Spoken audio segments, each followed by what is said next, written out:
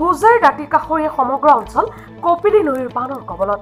দুমাহৰ ভিতৰত চতুৰ্থবাৰৰ বাবে বানৰ কৱলত নৈ পৰিয়া ৰাইজ।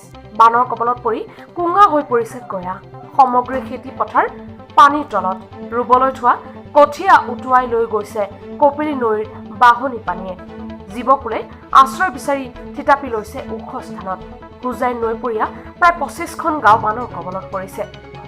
মূলতঃ হোজাই ৰায়কটা, ইছলামপুৰ, কুমুৰাকটা, জাঠিহৰা, থেপেলাগুৰি, নভঙা, হাতীমৰা, দক্ষিণ কেন্দুগুৰি, নেপালীখুটি, হায়ংগাঁও, ফলমাৰী, ৱাৰীগেডিং, বাৰপুতি আদি অঞ্চল বানৰ কৱলত। এটাৰ পিছত আনটো বানে সৰ্বশান্ত কৰিছে দুখীয়া ৰাইজক। চৰকাৰী বিভাগ আহি পোৱা নাই খবৰ লোৱাৰ বাবে। বহু ঠাই বাদ পৰিছে চৰকাৰী সাহায্যৰ পৰা।